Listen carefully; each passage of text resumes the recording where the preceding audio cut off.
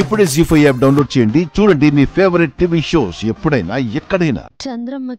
చంద్రమ్మ దగ్గర ఉన్న బిడ్డకి వెనుక ఏదో తెలియని స్టోరీ ఉందనిపిస్తోంది.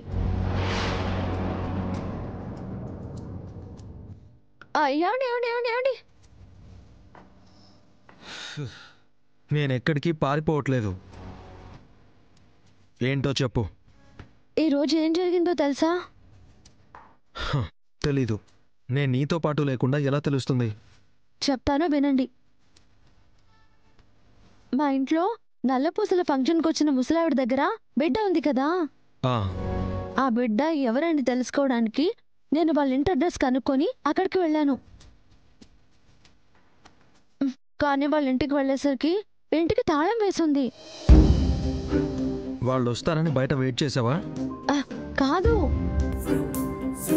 ఆ ముసలావిడ గురించి అక్కడ వాళ్ళని ఎంక్వైరీ చేశాను. ఏం తెలిసింది? ఆ ముసలావిడ ఆ బిడ్డ విషయంలో ఖచ్చితంగా అబద్ధం చెప్తుందండి. నాకు తెలిసి ఆ బిడ్డ కూడా ఆ హాస్పిటల్కి సంబంధించిన అమ్మేసిన బిడ్డ అయ్యుంటుందని నా డౌట్. ఇంకా నయం, ఆ బిడ్డే మన హిమబిడ్డ అనలేదు. ఏంటండి అలా అంటారు? మరేంటి? ఏ పిల్లాడంటే ఆ పిల్లాడి వెనక పిచ్చిదానిలా వెంటపడి టైం వేస్ట్ చేయకు. అవతల హిమకి మాటిచ్చాం, ఎలాగైనా హిమబిడ్డని హిమకు అప్పగించాలి. నేను కూడా అదే పనిలో ఉన్నాను. ఆపరేషన్ చేసిన డాక్టర్ని పట్టుకోవడానికి ట్రై చేస్తున్నాను.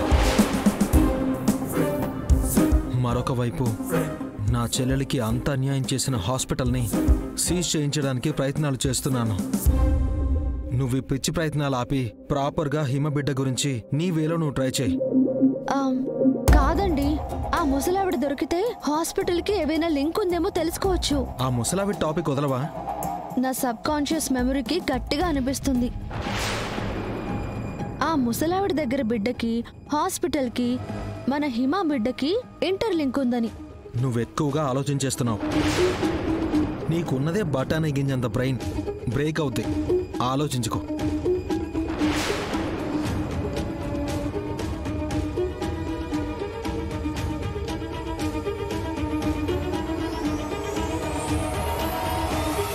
నేను గట్టిగా నమ్మిందేది ఇంతవరకు తప్పవలేదు.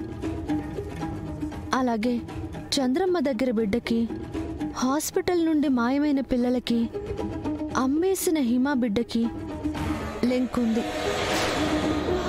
ఆ లింక్ ఏంటో కనిపెడితే అన్ని చిక్కుముడులు వీడిపోతాయి. తెలుసుకుంటాను, ఏది వదలకుండా అన్నీ తెలుసుకుంటాను.